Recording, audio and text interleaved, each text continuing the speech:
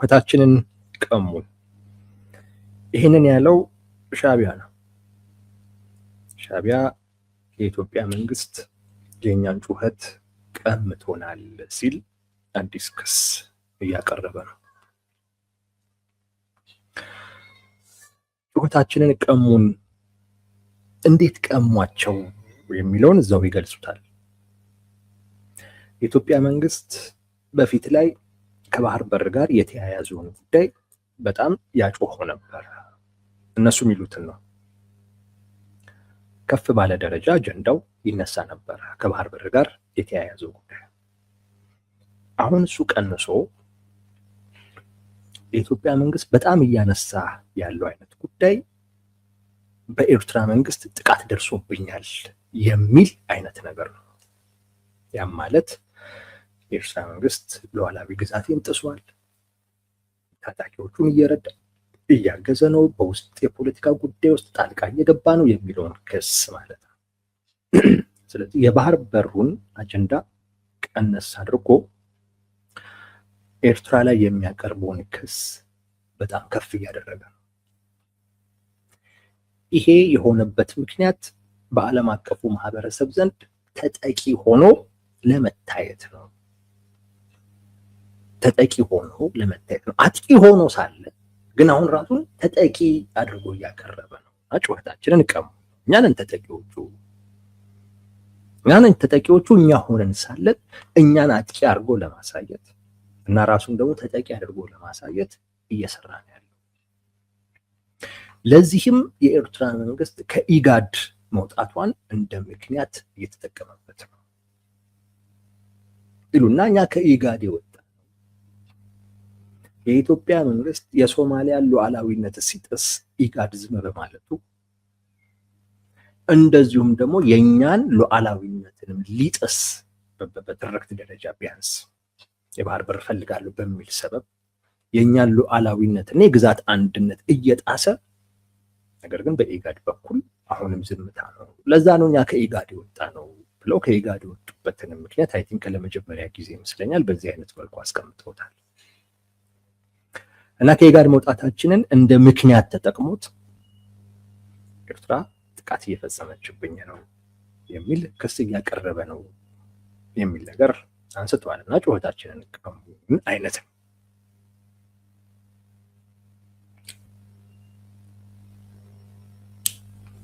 ይህንን ነው ያሉት የሻዕቢያው ቃል አቀባይ። ያው ትዊተር ላይ ነው ትዊት የሚያደርጉት።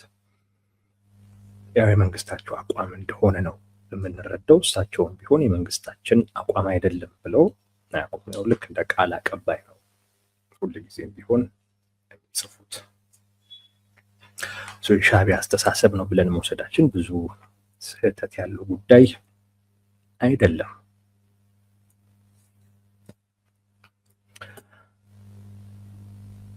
በአንድ በኩል ይሄ ነገር ትክክል ነው።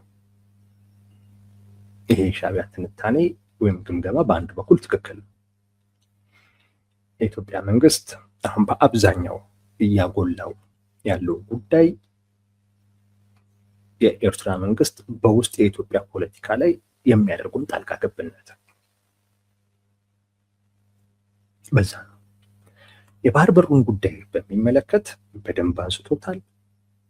አጀንዳ ማድረግ ችሏል። ግን ሊሄድ የሚችልበት ርቀት ድረስ ግን ሄዷል።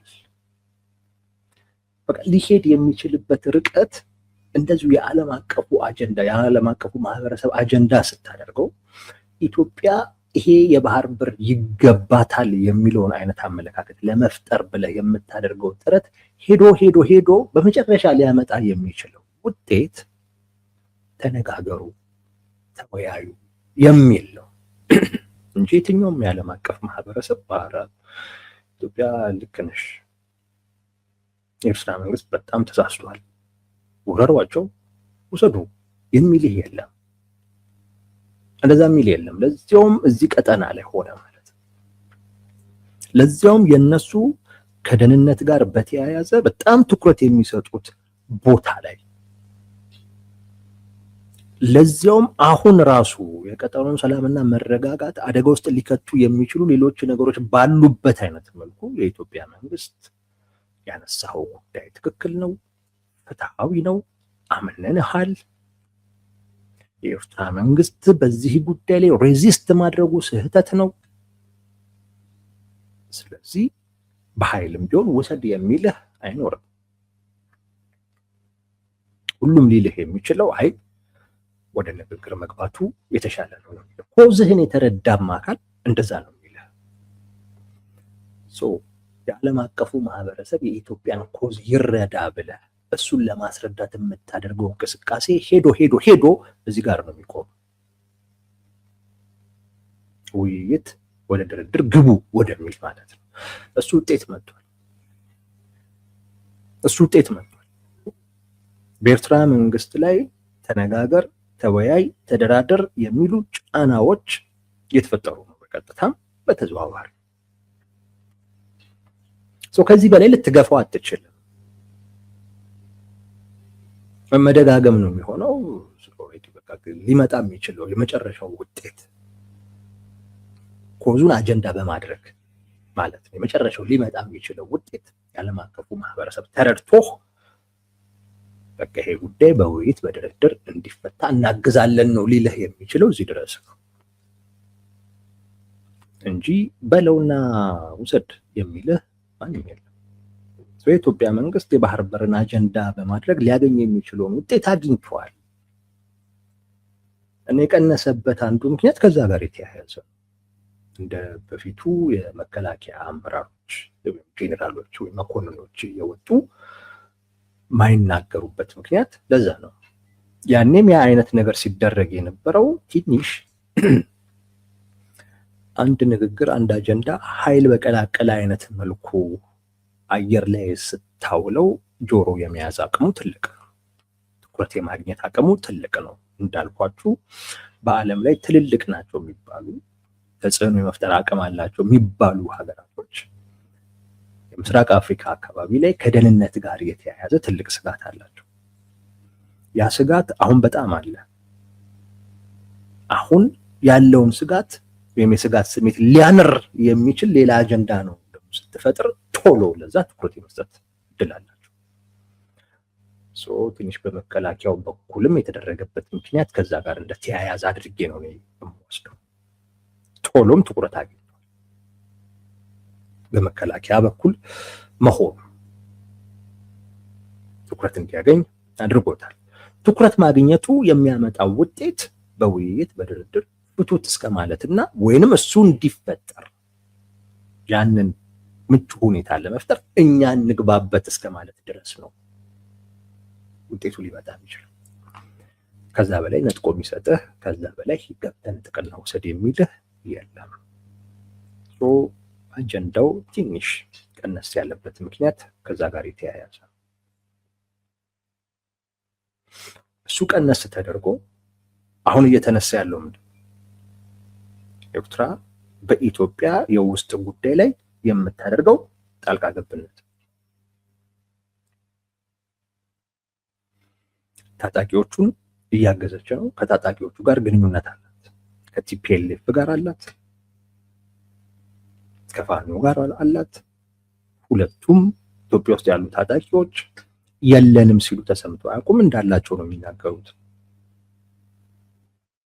ኤርትራ የኢትዮጵያን ሉዓላዊነት ጥሳም ገብታለች። ያኔ በትግራዩ ጦርነት ጊዜ የያዘቻቸውን መሬቶች አሁንም እንደያዘች።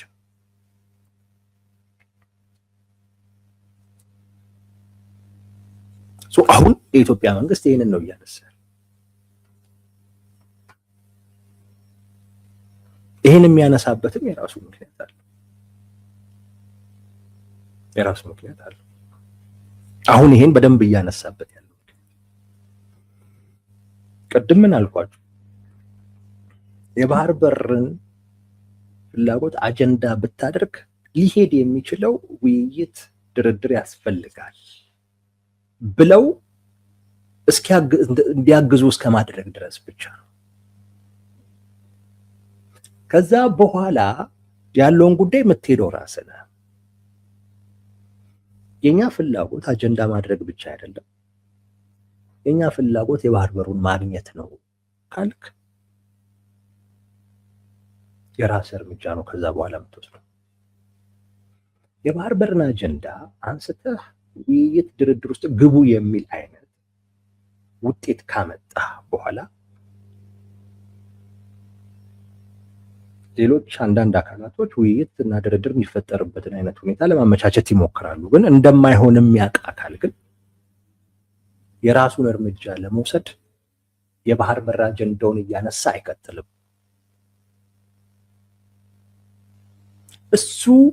እሱን አጀንዳ በማንሳት የሚገኙ የመጨረሻ ውጤት ተገኝቷል። ከዛ በላይ ለመሄድ ሌላ አጀንዳ ነው የምታነሳው። ግልጽ ነኝ አይደለም? ኢትዮጵያ የባህር በር ያስፈልጋታል። ዓለም አዎ ያስፈልግሻል ኢትዮጵያ አላት። ግቢና ንጠቂ የሚላት የለም። ሊለዋት የሚችሉት ነገር አዎ ያስፈልግሻል፣ አንድ። ሁለተኛ ይሄ ነገር በሰላማዊ መንገድ እንዲሆን እኛም የበኩላችንን እንወጣ ነው። በቃ እዚህ ድረስ ነው የባህር በር አጀንዳ ማድረግ ሊያመጣው የሚችለው ውጤት ይሄ ድረስ ብቻ ነው። ኢትዮጵያ ግን ከዚህም ማለፍ ነው የምትፈልገው። ከዚህ ለማለፍ ኢትዮጵያ ምን ያስፈልጋታል? ከዚህ ሊያሳልፋት የሚችል ሌላ አጀንዳ ያስፈልጋል። አሁን እየተነሳ ያለው ያኛው አጀንዳ። ያ ሌላ አጀንዳ ምንድን ነው? የኤርትራ መንግስት በውስጥ ጉዳይ ላይ ጣልቃ እየገባ ይሄ አጀንዳ አሁን እየተነሳና ከፍ እየተደረገ ያለው አጀንዳ ይሄንን በውይይት ፍቱት የሚባል አጀንዳ አይደለም። አሁን ኢትዮጵያ እያነሳችው ያለችው አጀንዳ እርምጃ ለመውሰድም የሚያበቃት አጀንዳ። የባህር በር አጀንዳ እርምጃ ለመውሰድ አያበቃም። የባህር በር ያስፈልገኛል ብለህ ወደ ጦርነት አትገባም። ትንሽ አስቸጋሪ ነው የሚሆነው። ወደ ኃይል አትገባም፣ አስቸጋሪ ነው የሚሆነው። በሱ የሚገኘው ውጤት መጥቷል። ተወያዩ፣ ተደራደሩ። የኤርትራ መንግስትም ተነጋገር፣ ተወያይ፣ ተደራደር ተባለ። እምቢ እያለ ነው። አሁን ኢትዮጵያ የጀመረችውን ፍላጎቷን ለማሳካት ከፍ ወዳለ እርምጃ ለመሄድ ሌላ አጀንዳ እያነሳቸው፣ ሉዓላዊነታችን ተጥሷል፣ የግዛት አንድነታችን ተጥሷል፣ በውስጥ ጉዳይ ላይ የኤርትራ መንግስት ጣልቃ እየገባ ሀገሪቱን ለማፈራረስ እየሰራ ነው። አሁን ይሄ ነው እየተነሳ ያለው። ይሄ ሲነሳ አይ ተነጋገሩ አይባልም። ኦኬ ቢባልም ያኛው ወገን አልነጋገርም ካለ ዝም የምትልበት ምክንያት የለም። ስለዚህ የኢትዮጵያ መንግስት የራሱን እርምጃ ለመውሰድ የሚያስችለውን አጀንዳ እያነሳ ነው። አዎ ሻዕቢያ ገብቶታል፣ ተረድቷል ሻዕቢያ። ለዛ ነው አሁን እርምጃ ሊወስዱብን ነው እያሉ ያሉት። የባህር በር ብለን የባህር በር ለማግኘት እርምጃ እንወስድ፣ የኃይል እርምጃ አይወሰድም እሱ ላይ። እሱን አጀንዳ በአንድ ጊዜ በፍጥነት እንዲሆን ታደርጋለህ። ኃይል በቀላቀለበት አይነት መልኩ አጀንዳውን ከፍ አድርገህ እንዲነሳ በማድረግ ከዛ ለውይይት ዝግጁ ነኝ ትላለህ። እሱ ጋር ይቆማል። ያኛው ወገን እምቢ ካለ ኦፍኮርስ ምን ማድረግ አለብህ? ሌላ እርምጃ ውስጥ መግባት አለብህ። ሌላ እርምጃ ውስጥ ደግሞ የሚያስገባህን ሌላ አጀንዳ ደግሞ ትነሳለህ። ያ አጀንዳ ምንድን ነው? የኤርትራ መንግስት በውስጥ ጉዳይ ላይ ጣልቃ እየገባ ነው። አይደለም እንዴ? እየገባ አይደለም? ውሸት ነው? አይደለም፣ እውነት ነው። ይህን ደግሞ በጣም በሚገርም ሁኔታ ዓለም አቀፉ ማህበረሰብ ያውቀዋል። የዓለም አቀፉ ማህበረሰብ ኤርትራ የመሳሪያ የመግዛት ምናምን ነገር ማዕቀቡ ከተነሳላት ጊዜ ወዲህ በጣም እየታጠቀች በሱዳንም በኢትዮጵያም በሶማሊያም የውስጥ ጉዳዮች ላይ ጣልቃ እየገባ ነው የሚል ነገር አንስቷል። አንድ የአሜሪካ ተቋም ይሄንን አንስቷል። ቀጠናውን እየበጠበጠ ነው የሚለው ታሪኩም እንደዛ ነው። አሁንም ያንን እያደረገ እንደሆነ ዓለም ያውቃል። ውሸት አይደለም፣ ውሸት አይደለም። የሆነውን ነገር ነው እያነሳች ያለችው ኢትዮጵያ። ግን እያነሳች ግን ያለችው አሁን ለመነጋገር ለመወያየት ግን አይደለም። አሁን እንደዛ አይደለም። ለመወያየት ለመደራደር የባህር በሩ ነው የተነሳው። የባህር በር ካላመጣን ወደ ጦርነት እንገባለን ተብሎ አይገባም። ሊያመጣ የሚችለው ኪሳራ ተሰልቷል ማለት ነው። እሱን በማንሳት ሊገኝ የሚችለው ውጤት መጥቷል። ከሱ ግን ከፍ ማለት ስለሚያስፈልግ ከሱ ከፍ ወዳለ እርምጃ ሊያሸጋግር የሚችል እና የሚፈቅድ ሌላ አጀንዳ ተመዟል እና ሻዕቢያ ገብቶታል። ኢትዮጵያ ልትወጋኝ ነው እያለ ያለው ለዛ በውስጥ ጉዳይ ላይ ጣልቃ ተገብቶ እሱም እውነት ሆኖ ኦፍኮርስ የዓለም አቀፉ ማህበረሰብ አረ ተነጋገሩ እና ይህን ችግር ፍቱት ሊልህ ይችላል። ግን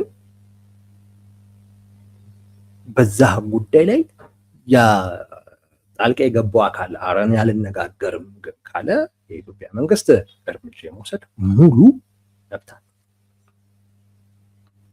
መብት አለው።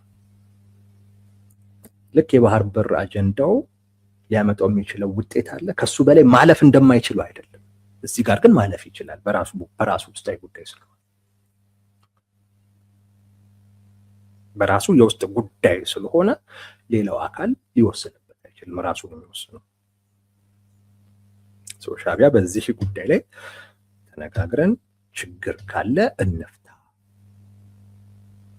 አይ ግን ካልክ በውስጥ ጉዳይ ገብተህ እየፈተፈትክ አንተ ዝም ብዬ የማይበት የማስተናግድበት ምንም ምክንያት የለም፣ እርምጃ መውሰድ እችላለሁ። ይሄ አሳማኝ ነው ላልከፉ ድረስ።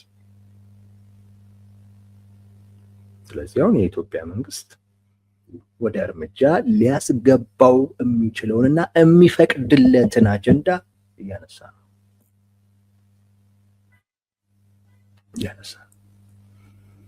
ሻዕቢያ ይሄ ገብቶታል። መግባት ብቻ አይደለም አስደንግጦታል። ያስደነገጠው ለምንድን ነው? የኢትዮጵያ መንግስት እርምጃ ለመውሰድ የሚፈቅድለት አጀንዳ ስለሆነ። የኢትዮጵያ መንግስት እርምጃ ውስጥ እንዳይገባ ሊያደርገው የሚችለው ብቸኛው ነገር ሻዕቢያ ከተከሰሰበት ድርጊት ንጹህ መሆኑን ማሳየት፣ የኢትዮጵያን ሉዓላዊ ግዛት አለመጣሱን፣ የግዛት አንድነትን አለመሸርሸሩን፣ ታጣቂዎቹን እየረዳ አለመሆኑን ማሳየት ነው አንዱ። ሌላኛው ቁጭ ብሎ ተነጋግሮ ችግርም ካለ በዚህ ጉዳይ ላይ ለመፍታት መዘጋጀት ነው። ለውይይት ለድርድር መዘጋጀት። አይ ካለ መጨረሻው መፍትሄ ለሚመጣበት እርምጃ ራሱን ማዘጋጀት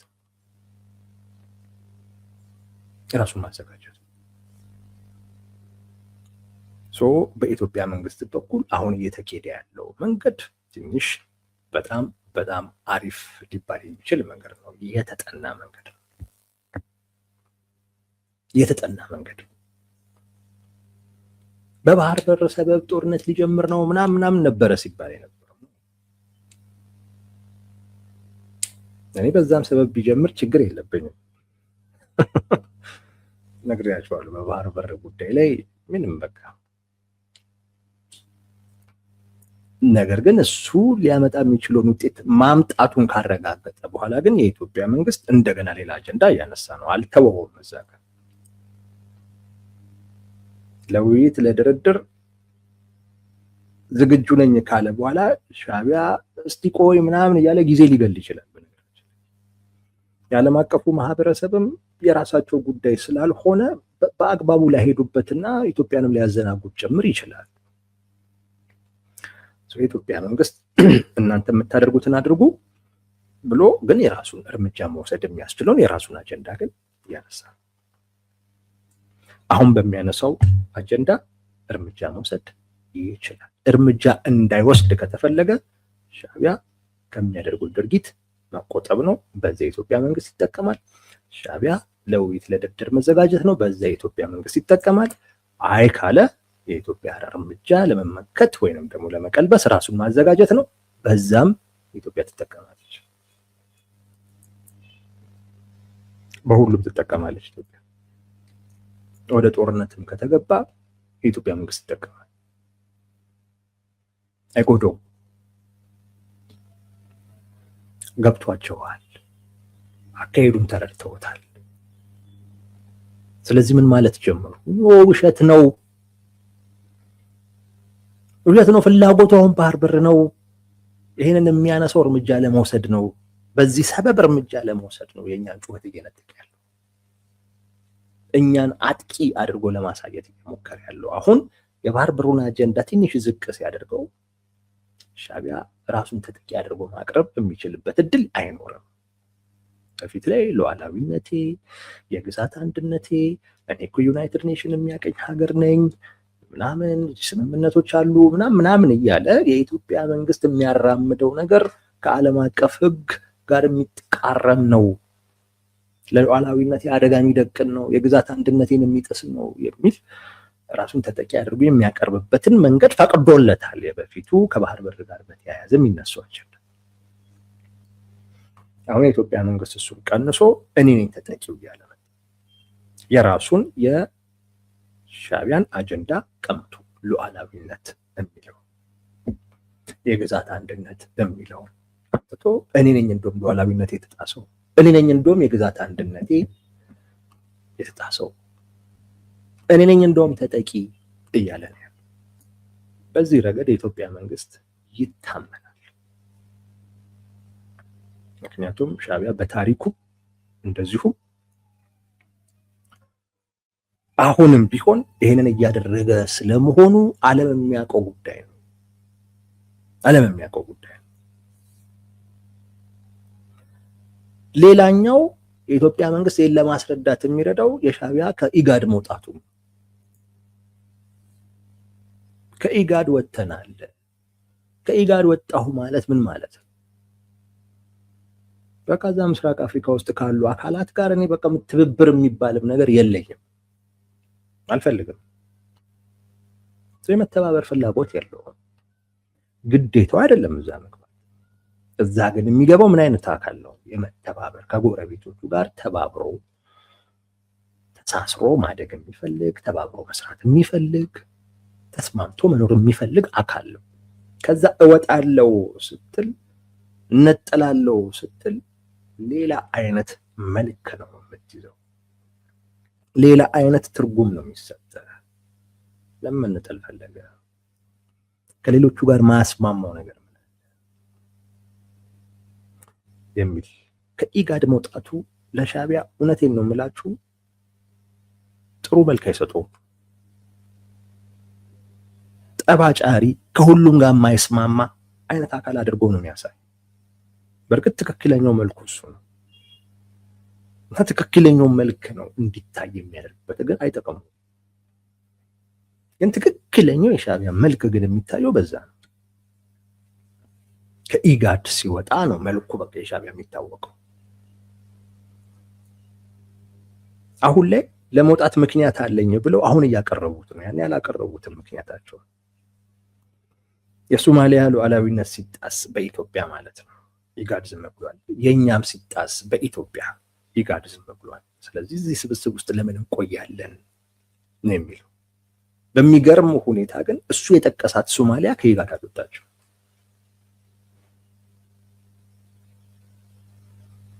እሱ የጠቀሳት ሶማሊያ ከኢጋድ አልወጣችም። አንድ እሱ ነው። ሁለተኛ ኢጋድ ማለት እንዲህ አይነት ችግሮችንም የመፍታት ግዴታ ያለበት ነው። ስለዚህ እዛው ሆነህ ይህን ጉዳይ አቅርበህ ሌሎቹም በዚህ ጉዳይ ላይ እንትን ብለው ችግሩ እንዲፈታ ማድረግ። ግን እወጣለሁ ግን ካልክ በዛው በኢጋድ ማዕቀፍ ውስጥ ወይም ራስህ ባለህበት በዛው በጎረቤት ውስጥ ችግሩ መፈታት ከሚችልበት ደረጃ በላይ እንዲሆን እያደረግከው ነው። ከዛ ከኢጋድ እወጣለሁኝ ስትል በኢጋድ ውስጥ ሆነ ሊፈታ የሚችልን ችግር ወይም እዛ ውስጥ ኮንቴል ሊደረግ የሚችልን ችግር አውጥተህ እየበተንከው ነው ያለው። ሌላ አይነት ደረጃ እየሰጠኸው ነው። ማንም ይሄን አይወድልህ። የዓለም አቀፉ ማህበረሰብ ይሄን አይወድልህ። ኢጋድ ውስጥ ብትሆን እዛው ትወያይበታለህ፣ እዛው ትነጋገርበታለህ።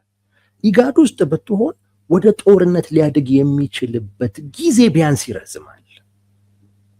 ወደ ጦርነት ማደግ የማይችልባቸውን ኦፖርቹኒቲዎችን እዛው ውስጥ ማግኘት ትችላለህ፣ መፍጠር ትችላለህ፣ መጠቀም ትችላለህ። እሱ ግን ከኢጋድ ወጣ። ጭራሽ ኢትዮጵያን አልያት፣ ከኢትዮጵያ ጋር የሚያገናኘኝ ምንም ነገር እንዳይኖር ብሎ። ስለዚህ ምን አደረገው? ችግሩን ከፍ ወዳለ ደረጃ አሸጋገረው። አሁን ወደ ጦርነት ሊገባ የሚችልበት እድል በጣም በጣም ከፍ ያለ። ኢጋድ ውስጥ ግን ቢሆን እዛ ትገናኛለህ፣ ታወራለህ፣ ትወያያለህ። ሌሎችም አካላቶች አሉ፣ እነሱም ለማግባባት ምናምን የሚያደርጉት ጥረት አለ። እነዛ ለማስማማት አዳዲስ እድሎች እንዲኖሩ ያደርጋል። ከዛ ውጭ ወደ ጦርነት የሚገባበትን ጊዜ ሊያረዝመው ይችላል። ቶሎ ላይገባ ይችላል፣ ቢያንስ እየተገናኘ ስለሆነ። ከዛ ፕላትፎርም ግን ሻዕቢያ ሲወጣ በቃ በኢትዮጵያ መንግስትም በኩል ዞሮ አሁን ያለው ብቸኛ አማራጭ ምንም አይነት መነጋገር የሚቻልበት አይነት ፕላትፎርም እየጠፋ ስለሆነ ወደ ኃይል እርምጃ መግባት እና በማንኛውም ጊዜ ጦርነት ሊጀመር የሚችልበትን አይነት ሁኔታ እንዲፈጠር ነው ሻዕቢያ እያደረገ ያለው። በደንብ ይሄ ለኢትዮጵያ ይጠቅማል፣ ሻዕቢያ ይሄን እያደረገ ሉዓላዊነታችንን እየጣሰ የግዛት አንድነታችንን እየጣሰ ቢያንስ በዚህ ጉዳይ እንኳን ችግር ካለ ተነጋግረን እንፍታ እንኳን እንዳንለው ከኛ ጋር መገናኘት የሚችልባቸውን መድረኮች በሙሉ ቆርጦ እየጣለ። ስለዚህ እኛም ወደ እርምጃ መግባት እንችላለን እና በደንብ ገብቷቸዋል ሻዕቢያዎች ምን ያህል አሁን የኢትዮጵያ መንግስት ወደ እርምጃ ለመግባት የሚፈቅድለትን አይነት ሁኔታ እየፈጠሩ እንደሆነ የተረዱ ይመስለኛል። ግን በኢትዮጵያ መንግስት በኩል እየተኬደበት ያለው መንገድ ጥሩ ነው።